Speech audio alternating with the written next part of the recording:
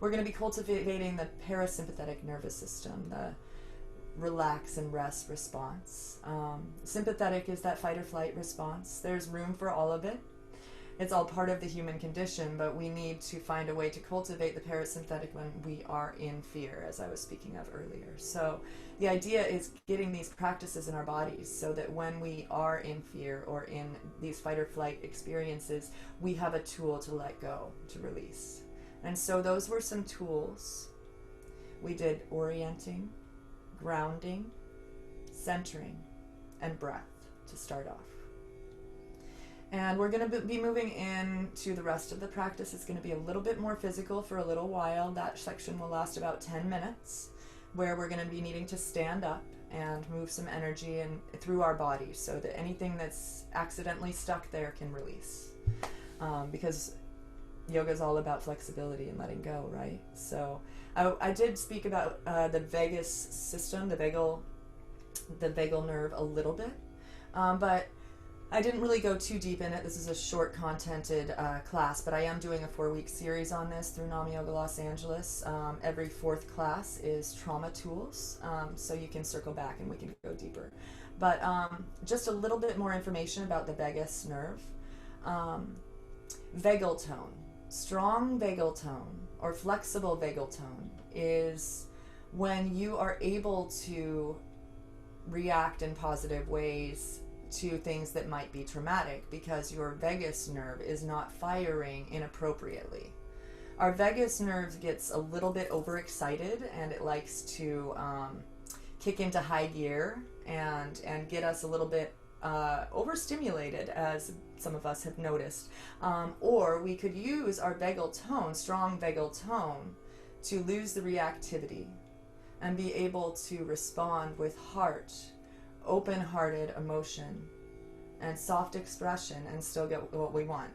I know that I sometimes move into fight or flight when I mean to be in a softer, more receptive space, and that's human nature. There's no judgment when we go out the window. It's part of the process of healing.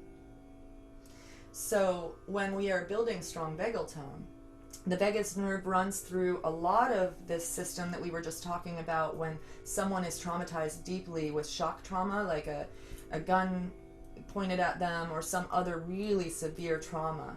They have this body tone. They're just kind of stuck in protection.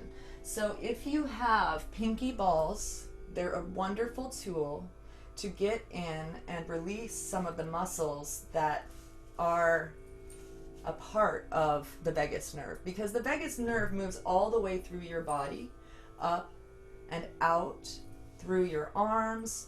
It has tendrils. It looks like a big Christmas tree. No, it's not a Christmas tree. It's like a root system going upwards, right? So it's got all these tendrils that are moving out into your body, and it gets stuck at different points. So if you have pinky balls, this is one option.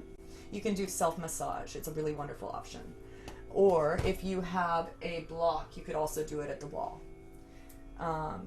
Use your pinky balls, or since we might not have props with us, you could use your fist and move into this sensitive tissue of the chest area to help our bodies somatically relax and strengthen our vagal tone, right?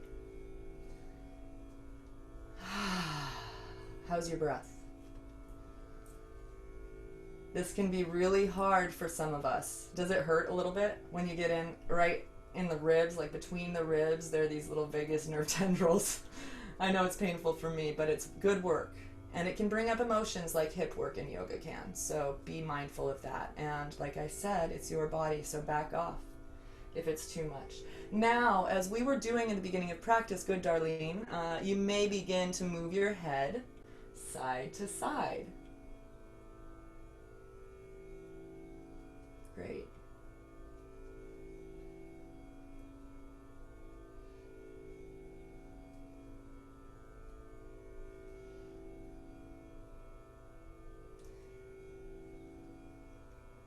So there's this polyvagal theory, and Stephen Porges wrote a lot of really wonderful material on this. I will put it in the chat at the end of this.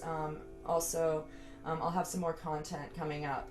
But polyvagal theory is really a wonderful way of unpacking this whole system.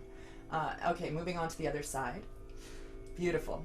So yeah, polyvagal theory unpacks this whole system, and it talks about the fight, flight, freeze response. And it also talks about social engagement and all of these different ways of softening our vagal nerve.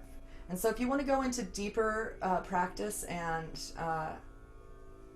research this stuff that's a really great tool. Also, there's a woman named Jill Miller out of Los Angeles who developed balls similar to these pinky balls, and she goes really deep into how to specifically use self-massage to unlock the vagus nerve and the system.